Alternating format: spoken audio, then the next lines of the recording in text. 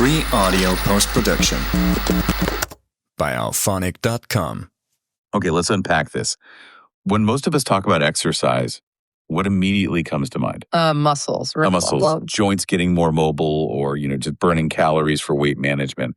We treat the body like it's this physical machine. Like a vehicle that needs oil changes and gasoline. Exactly. And, that traditional perspective is entirely valid, but it's just so incomplete. For decades, the focus has really been on what they call the peripheral system. The musculoskeletal system. Right. We see movement as this mechanical input, and we expect a mechanical output. We've largely ignored the conductor that's orchestrating that entire symphony of movement. The brain. The brain. And that distinction is exactly why we're doing this deep dive today. We're analyzing the work of Alexandra Kash, a certified personal trainer and behavior change specialist, specifically from her book, Longevity Through Physical Activity, the 15-minute habit. And what's so fascinating here is the immediate shift in perspective she demands. Kash insists we have to move away from viewing movement as just, mechanical action. Right. We have to recognize that every single physical exercise is a profound neurological event. The minute you decide to stand up, your brain is already deeply, deeply engaged. It's learning, it's balancing, it's adapting in real time. Which brings us to the core argument of her entire work. The body and the brain, they don't train separately. Not at all. They're an integrated system. They adapt together. Yeah. And if we neglect that mental component right after the physical part, they just don't adapt fully at all. It's like leaving half the gains on the table. So our goal isn't just about being physically active. It's about leveraging the science of what she calls post-exercise neuroplasticity to, maximize the benefit of that activity. And that really defines our mission for this deep dive. We're going to explore this whole concept of post-exercise neuroplasticity, why that specific window, immediately after a workout is so critical. And then get into the really practical stuff. Exactly. We'll detail the short, specific cognitive exercises Kash advocates for. These are designed to hit the brain precisely when it's most receptive to learning and strengthening new connections. So we're not just looking for a new way to stay strong. We're looking for a strategy to keep us sharp, coordinated, quick-witted, and resilient well into our later years. This is about integrating the physical and the mental into one highly efficient longevity plan for you. All right, let's start by really establishing this integrated training philosophy.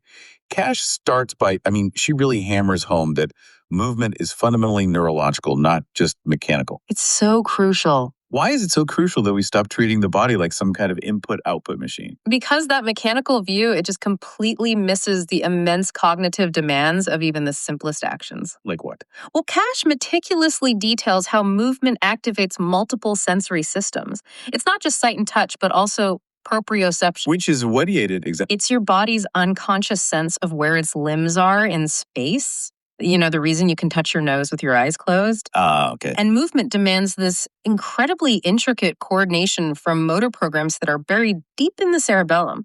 It challenges your attention as you track things around you, and it sends these powerful biochemical and electrical signals all through your neural network. That makes so much sense. When I say pick up a heavy box, my brain isn't just telling my biceps to contract. Not even close. It's adjusting my posture, it's anticipating the weight shift, measuring the friction on my hand, and constantly recalibrating my balance. All in fractions of a second. It's a continuous real-time data flow. A constant feedback loop. It is. And that constant dynamic communication highway is exactly what this integrated philosophy capitalizes on. And this brings us directly to the timing. Right, the critical timing that the source material identifies. Yes. This is so important. Kash isn't suggesting you do physical exercise now and then, tackle a Sudoku puzzle later tonight. It's not just do both in the same day. No, she argues that the cognitive exercise has to be added immediately after the physical activity. Why that precision?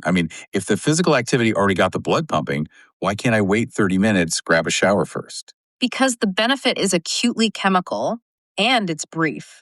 The moment you stop that vigorous physical activity, your brain is just bathed in this optimal but very short-lived neurochemical soup. A state of heightened plasticity. Exactly. Waiting even a little bit dilutes that effect.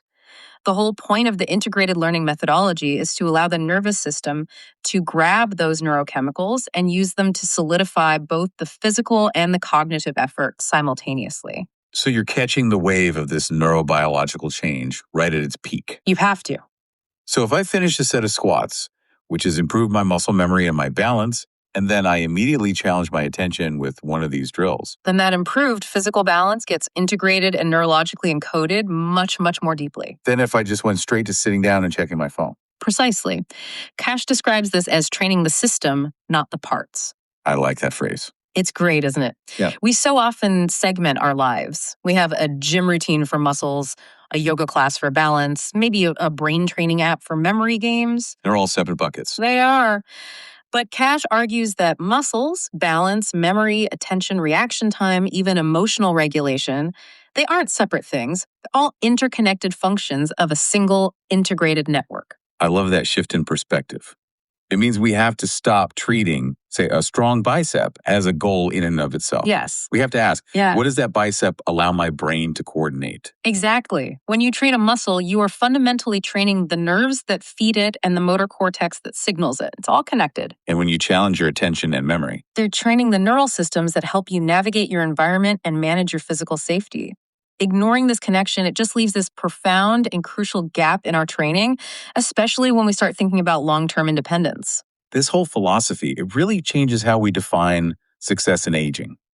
Kash, it shifts the goal from just lifespan, how long we live, to health span. Health span is the gold standard. It's the period of your life where you're healthy, active, and most importantly, you're independent. Right. It's not just about adding years to your life, but life to your years. That's the cliche, but it's true. It's the ability to think clearly, to move confidently, to make complex decisions, and just to remain autonomous as we age. And Kash makes this really powerful point that training the body without the brain, or the other way around, means you're just neglecting the integration you need to maintain that independence. You really are. You might have the physical strength of someone 20 years younger, but if your reaction time is slow or your spatial awareness is declining, your practical health span is already suffering. So the integrated system approach ensures all these capacities stay synchronized. They age together gracefully. Yes, exactly. And the beauty of all this is its practicality. I mean, Kash really emphasizes that these exercises, they're short, they're simple, they're intentionally uncomplicated. They have to be. They're designed to stimulate attention, coordination, memory, perception, but without causing this cognitive overload or demanding specialized equipment. Because they have to fit within that brief post-exercise window. You don't have time for something complex. Right. The power isn't in the difficulty of the drill itself. It's in the synergy. It's that short burst of targeted cognitive demand hitting the brain precisely when it's biochemically optimized to change. Creating that powerful dual effect. The dual effect. Physical effort strengthens the body, while cognitive effort maximizes the neurological encoding, reinforcing the mind. It's a beautiful, elegant system. That makes perfect sense philosophically, but let's really anchor this integration idea in the hard science. What is physically happening in the brain during that crucial, say, 15-minute window that makes it the golden window for neuroplasticity? Okay, so we need to dive into the physiological mechanism here. Physical activity, particularly cardiovascular work or intense strength training, it kicks off several really dramatic changes in the brain that prepare it for learning. Okay. The most immediate response is a massive increase in blood flow. We're talking up to a 30% increase in blood volume rushing through the cerebral arteries. Wow, 30%. So the brain is immediately getting this enormous surge of fuel, oxygen, and glucose right when it needs it most. Right. It's like giving your computer a massive power boost and, turning off all the background applications right before you execute a huge file transfer. Everything is optimized for that one task. Exactly. So the brain is fueled, but even more importantly, physical activity triggers this rapid and significant release of critical neurochemicals. And the star player here is? BDNF. It stands for brain-derived neurotrophic factor. BDNF. And this substance has been aptly described as miracle grow or fertilizer for the brain. I like that. Fertilizer for your neurons. So what specifically does BDNF do that makes the brain so receptive to change? So BDNF is a protein, and its job is to support the survival of your existing neurons and, crucially, to encourage the growth and differentiation of new neurons and synapses. Synapses being the junctions where neurons communicate. The little communication points. So when you exercise, the release of BDNF combined with other plasticity promoting neurotransmitters like dopamine and norepinephrine, it essentially sends a signal to the brain that says, attention, we are actively learning and adapting right now. Start building new highways. So movement doesn't just make our muscles more plastic. It literally flips a chemical switch in the brain that makes the entire neural network highly impressionable and ready to change. That's a perfect way to describe it. But wait, I have a question here. If I just finished a high-intensity workout, won't my brain be fatigued? I mean, why is this window better than, say, first thing in the morning when I'm rested and fresh? That's an excellent and very logical question. And while the initial moment, post HIT might involve some systemic fatigue, you feel tired, the key is the acutely heightened state of plasticity. So tired, but ready. Exactly. The brain might be temporarily exhausted from coordinating all that physical effort, but it's simultaneously optimized for consolidation and encoding new information. And remember, the brief cognitive drills Kash recommends are specifically designed to be highly focused and short 1 to 2 minutes. They're not like studying for an exam. Right, they're not a lengthy, sustained concentration task that would tax a tired mind. No, they're quick hits. They use those chemical resources that were just released by the workout to quickly solidify learning and build that neural infrastructure. So the movement opens the door by bathing the system in BDNF. Right. And the short cognitive drill provides the organized information that walks through that door and starts laying down permanent tracks while the cement is still wet. That is the perfect analogy for the dual effect. This process uses what neuroscientists call synaptic tagging and capture. Okay, what's that? The exercise primes the neurons. It tags them, making them exceptionally capable of capturing and storing the new information that comes from the cognitive drill. So if you delay the cognitive task, the tags fade, and that neurochemical cocktail dissipates. It means the effort you put in is far, far less efficient for creating neuroplastic change. You miss the window. So if we connect this all back to the bigger picture, this isn't just about memory. It's about adaptability. It's totally about adaptability. The dual effect means physical effort improves our biological hardware, our mobility, our endurance. And at the same time, the cognitive effort optimizes the software, our processing speed, our problem-solving skills. Exactly. You are building this mutually reinforcing foundation for long-term clarity, strength, and adaptability. It all comes back to Kash's guiding framework for success, Which is consistency over intensity, awareness over perfection, and integration over separation. You don't need a marathon or an hour-long cognitive test. No, you need 15 minutes of synergistic effort consistently applied during that golden window. That's where the magic happens. Now we get into the practical tools that let you leverage this window. Kash provides 10 specific, highly targeted drills. We're going to start with 3 that focus squarely on verbal fluency and mental switching. The cornerstone of executive function. Right. These demand pure mental speed and flexibility. And executive functions, for anyone who needs a refresher, are often called the brain's CEO. The manager. Yeah. The high-level cognitive skills we use to manage and control our lives. Planning, organization, impulse control, critical thinking. All this stuff that's crucial for independent living and, complex problem solving. Absolutely. Okay, let's look at drill number 1, the 60-second category sprint. This one directly targets verbal fluency and core executive function. The task is delightfully straightforward, yet it's surprisingly challenging under pressure. You just set a timer for 60 seconds, and you rapidly name as many items as possible within a highly defined category. So things like kitchen utensils or national capitals or types of bird. Exactly. The key is you're forcing rapid retrieval from what's called your semantic memory. And that post-exercise neurochemical rush, it literally enhances the speed at which you can access those stored concepts. And the level up, she suggests here, that pushes the executive function even harder, doesn't it? It really does. The variation demands cognitive shifting. So you might perform the task in reverse alphabetical order. Oof. So animals starting with Z, then Y, then X. That's tough. It's very tough. Or you switch to a completely new category halfway through the 60 seconds. So you're going along with fruits, and at 30 seconds, a bell rings, and you have to immediately switch to car brands. So you're asking the brain not just to retrieve, but to retrieve under this restrictive rule set, forcing it to inhibit the automatic responses. That's the key, the inhibition. So why does this work? It's not just that I'm recalling words. It's that I'm forcing the brain to work under pressure and constraints. What are the neurological benefits we're targeting here? We are primarily stimulating the left prefrontal cortex and the temporal lobe. The executive center. Yes, it's vital for language production, for planning, and for maintaining the current rule set you're working with. By introducing speed and these switching demands, you're improving the efficiency of your verbal memory and strengthening semantic retrieval. And how does that translate to the real world?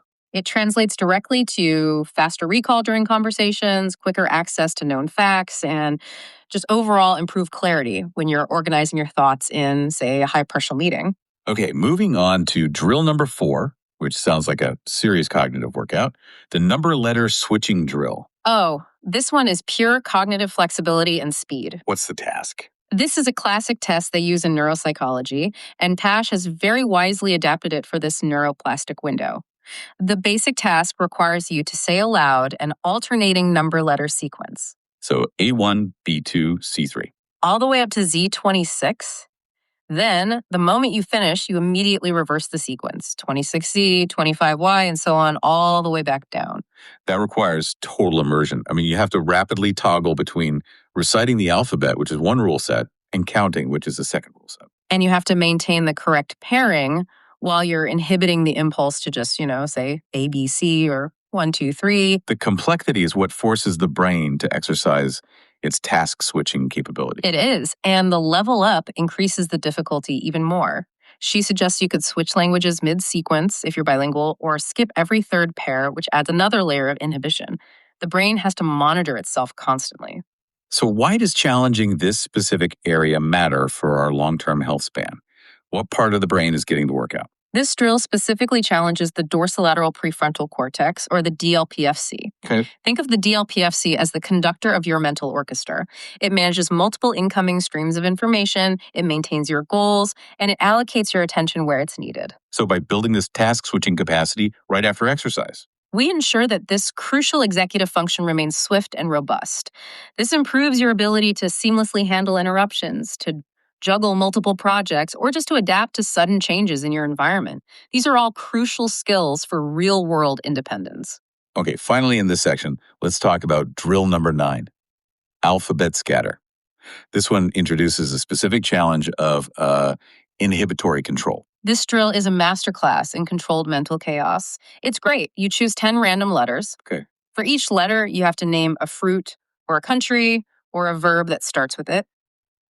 But, and this is the key, you intentionally skip every third one. So for example, A, apple, I say that. C, chili, I say that. F is the third one, so I say nothing. Exactly. You intentionally skip it, then you move on. G, grass, you say it, and so on. So you're actively setting up a rhythm letter, word, and then forcing yourself to just veto the word generation at a precise point. That intentional skipping, that suppression of the automatic response, that sounds mentally exhausting. It is. But that specific demand is where the neuroplastic gains are made. This trains response inhibition, which it's the vital ability to suppress inappropriate or automatic actions. And this is incredibly important for social interactions, for driving safety, and for making sound, deliberated decisions rather than impulsive ones. So what neurological structures are benefiting most when we successfully suppress that automatic urge to just say the word? We're engaging the executive control networks, primarily in the prefrontal cortex, which handles monitoring and error correction. By performing this immediately post-exercise, we're making those inhibitory circuits more robust and efficient. So it's not just about thinking fast. Not at all.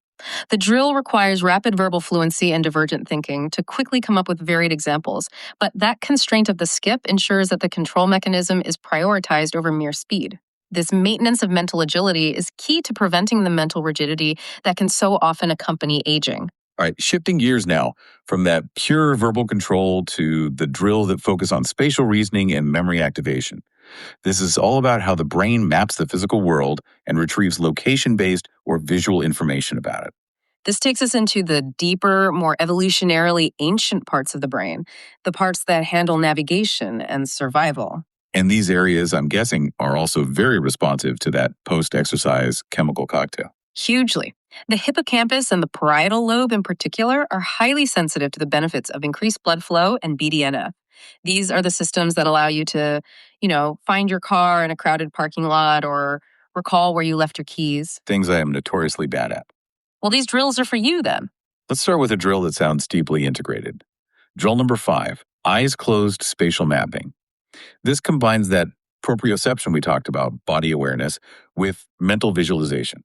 The task is deceptively simple. You just sit comfortably, you close your eyes, and then you mentally walk through the room you're in. In your mind's eye. In your mind's eye. You have to identify object locations, pieces of furniture, the path to the doorways, trying to place everything as accurately as you can on an internal map.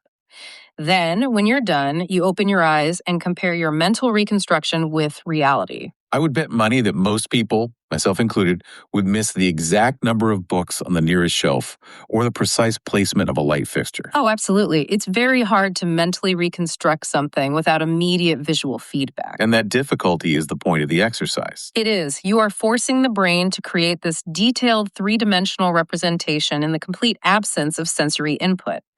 What makes this drill so important for longevity is that it specifically trains the posterior hippocampus. And why is that region so important? It's central to spatial memory and navigation. And critically, it is one of the very earliest brain regions that has been shown to atrophy or be affected by cognitive aging. So, by challenging the hippocampus with this high-fidelity mental mapping task right when it's primed for growth with BDNF, we are actively bolstering the resilience of our internal GPS system. That's it, exactly. You're strengthening those neural pathways responsible for cognitive mapping. And improved spatial mapping doesn't just help you navigate, it's also highly correlated with episodic memory remembering events and their locations, which is fundamental to our daily functioning. Okay, next up, drill number 10, the visual rotation puzzle, or the object flip. This one seems to focus on pure spatial reasoning. It does. The task uses a simple household object. Kash suggests a mug, a pen, scissors, something you can easily hold.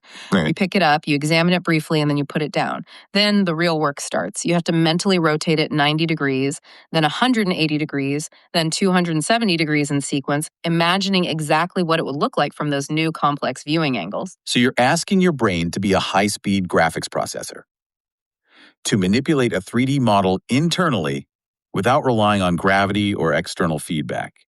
That seems to use a different part of the spatial processing network than the mapping drill. It does. This is a task of mental manipulation and visual spatial working memory, and it's centered in the parietal lobe. And there's a tactile level up for this one too. There is, and it's great. You hold the object, close your eyes, and you rotate it manually, identifying its orientation by touch alone.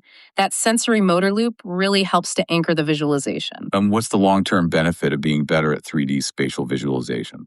It is vital for dynamic interaction with our environment. It's the skill set that allows you to calculate if you can fit a large box through a doorway, or to correctly judge the speed and distance of an oncoming car, or just to confidently retrace your steps in an unfamiliar place. It prevents spatial disorientation. Right, which is a major factor in loss of confidence and independence as people age. Training this area when BDNF is peaking helps ensure those visual spatial skills remain sharp and integrated with your motor control systems. Okay, finally in this section, let's hit drill number 3, rapid image recall, or the 3-2-1 test. This one targets visual memory and selective attention. This is a focused challenge to the encoding process of memory. You look at 3 unrelated images or objects. It could be a spoon, a key, and a plant on your desk for exactly 10 seconds. Just 10 seconds. That's it. Then you close your eyes and immediately try to name them. But the critical part is the 2-minute delay that follows. You have to perform another simple, distracting task like reciting the alphabet backward before you try to recall the 3 items again. So that distraction task is the real test of encoding efficiency. It is. It forces the memory to move past that immediate short-term working memory and into a more solidified, albeit temporary storage without being refreshed. Exactly. Your brain has to process the new distracting input while simultaneously holding on to those 3 images. And to level up, you increase the complexity of the data you're encoding. How so? Don't just note the objects, note their color, their orientation, or their placement relative to each other. The green plant was to the left of the silver key. This requires much deeper encoding and engages more regions of the hippocampus. And why is timing this recall test immediately post-exercise so uniquely effective? Because that increase in neurochemical activity, that BDNF we keep talking about, is actively facilitating what's called long-term potentiation. Which is? It's the persistent strengthening of synapses based on recent patterns of activity. It's the cellular mechanism of learning. When you are exposed to information during that golden window, the process of forming a stable, recallable memory trace is accelerated and reinforced. So, practicing these rapid visual memory skills when the brain is optimally primed just ensures that those memory systems are functioning at their peak efficiency. So that's the goal. Our final set of practical drills moves us into what seems like the most integrated territory: tasks focusing on coordination, attention, and sensory integration. Yes. These demand seamless, rapid communication between the physical and cognitive systems. This is where we're really training the communication lines themselves. We are, particularly the corpus callosum, which is that massive bundle of nerve fibers connecting the left and right hemispheres of your brain. Efficient communication here is crucial for complex movements and rapid decision making. And drill number 2 is a fantastic test of that interhemispheric communication. Right. Cross-lateral memory taps. It hits working memory and hemispheric coordination at the same time. It does. You establish a simple cross-lateral motor pattern. You tap your left knee with your right hand, then your right shoulder with your left hand, and you alternate that smoothly. Okay, I can picture that. But crucially, you overlay a verbal component. You say a digit or a color with each tap to create a sequence. For example, red 3, blue 7. So my left hemisphere is controlling the right side of my body and processing the verbal output, while my right hemisphere is controlling the left side of my body and managing the spatial awareness. They have to talk to each other constantly to keep that pattern synchronized. They do, but the real difficulty to level up is repeating that entire sequence backward while maintaining the physical tapping movement. So I have to say 7, blue, 3, red, while still doing the right hand, left knee, left hand, right shoulder thing. Yes, you're asking the brain to manage a physical pattern, a verbal pattern, and the reversal of that verbal pattern all in real time. It requires tremendous executive control. That seems like it could easily tie my brain in knots. What's the neurological payoff for that moment of confusion? The payoff is significant. This exercise explicitly engages the corpus callosum, forcing that rapid exchange of information between the two sides of the brain. The constant simultaneous demands on motor control and working memory enhances motor cognitive integration. And the result in my daily life? The result is improved bilateral brain communication, which translates directly to better coordination, quicker physical reaction time, and enhanced efficiency in any task that requires you to do something physical and mental at the same time. Okay, next up, drill number 7, sound to movement mapping. This one focuses on auditory processing and cross-modal integration. This drill trains you to quickly translate one sensory input, a sound, into a motor output. You create a simple sound system. Maybe a finger snap means lift your left hand, a clap means lift your right foot, and a stomp means touch your nose. And a partner, or an app, then plays these sounds randomly, and you have to respond instantly with the right movement. Instantly.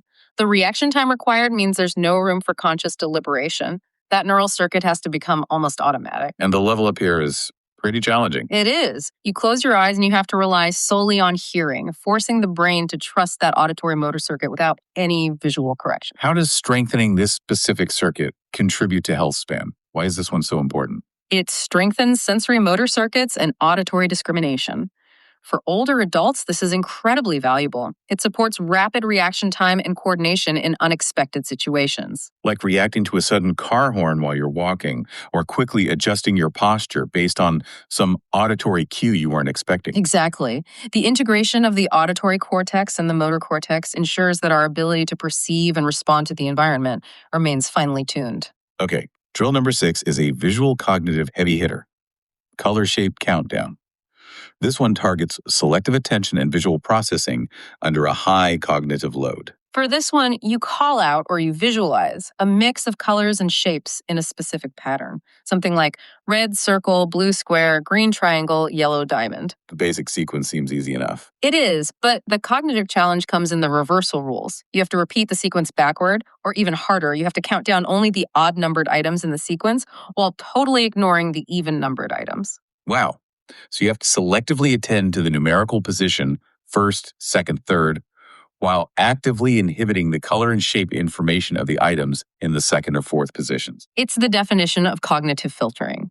It's a deliberate stress test for the prefrontal cortex's filtering and inhibitory capacity. And the level up adds even more. It does. It suggests adding a unique hand gesture for each shape, which integrates a motor component and further increases the demand on your working memory.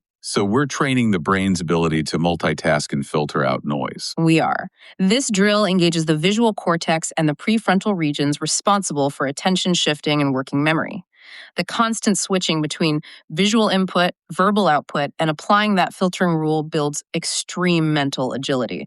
This translates to better focus in distracting environments and an improved capacity to hold multiple variables in mind while you're making a decision. All right, let's wrap up the drills with the last one. Drill number 8. The 5-sense recall drill. This is maybe the most holistic one, activating the sensory cortex and episodic memory, and it even includes an emotional component. This drill emphasizes mindfulness and the complete integration of the physical experience. Immediately after your workout, you just pause for 60 seconds. And in that minute, you recall one thing you saw, one thing you heard, one thing you smelled, one thing you touched, and one thing you felt emotionally. That intentional recall of the emotional state, that's a really unique addition to cognitive training. Why is including interoception, that internal feeling, so vital for brain resilience? Interoception is our sense of the internal state of our body. It's physical sensations like a racing heart or muscle burn or deep breathing, but it's also our internal emotional states. Okay. This intentional pause stimulates the sensory cortex and enhances episodic memory. By anchoring the physical effort of the workout with a complete sensory and emotional snapshot, you reinforce the memory of the accomplishment and you build mindful awareness. And Kash connects this mindful awareness directly to long-term resilience. Yes. Improved interoception is strongly linked to better emotional regulation and reduced anxiety. By intentionally recalling the emotional state, I felt proud or I felt exhausted but accomplished, you are strengthening the neural connection between physical effort and emotional outcome. And that helps build brain resilience. It does. It allows you to better manage stress and to really recognize the psychological benefits you get from physical activity, which makes the healthy habit more reinforcing and much more sustainable over the long run. So after all that, what does this all mean for you, the listener?